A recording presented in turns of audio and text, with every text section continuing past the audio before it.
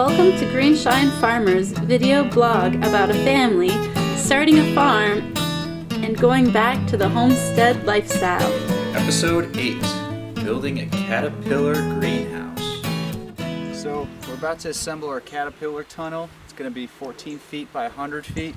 We're going to put it right through this little stretch and it should just fit. So I've got Odin here in my fancy backpack. He's enjoying himself. He's not feeling too well today, so he wants to be close to me. But what we're going to do is we're going to put these stakes in the ground and anchor it to this anchor plate and just hammer them down. And we're going to do that every 5 feet down the 100-foot stretch.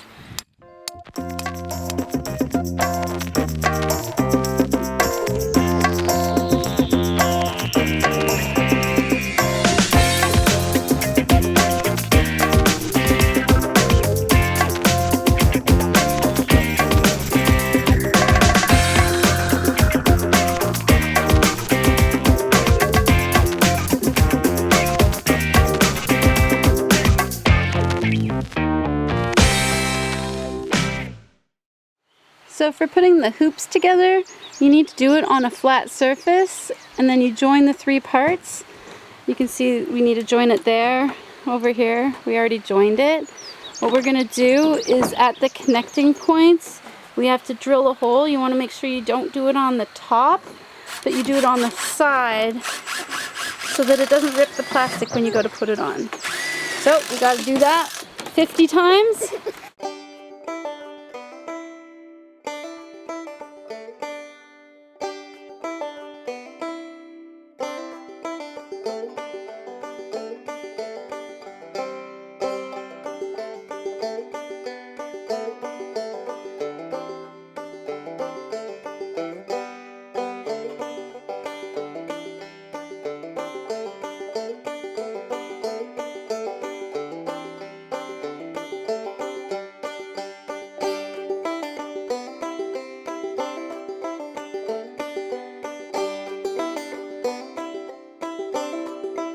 Parallel, around.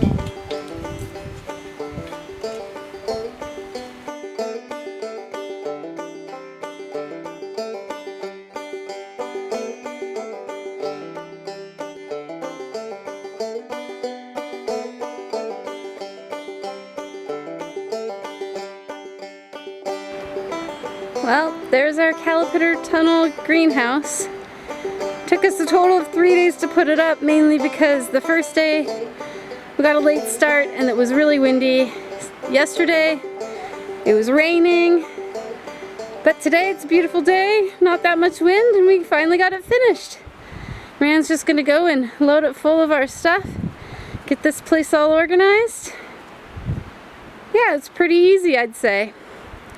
Well, one thing we did differently than all the other caterpillar tunnel put up videos is we actually put a hole in the landscaping fabric and shoved it through the rebar before we put the little plate clip on.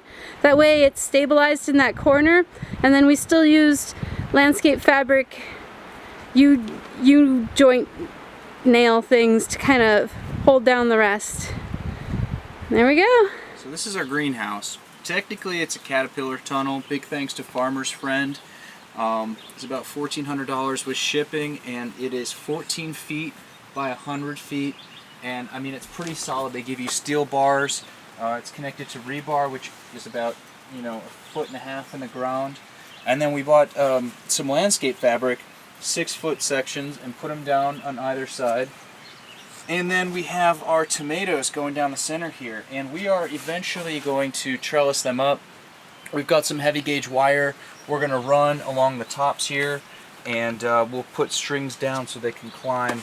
And we're also thinking about interplanting basil on either side of them. And then over here we've got all of our transplants. That's 5 or 6 different types of lettuce. We've got our pea shoots, some herbs, some more broccoli, some flowers, eggplant, chives or something like that. Let's see, we got more lettuce, more tomatoes, our peppers, which we have to get in the ground soon, And then we just kind of got our microgreens. So these guys should all be ready for delivery on Friday.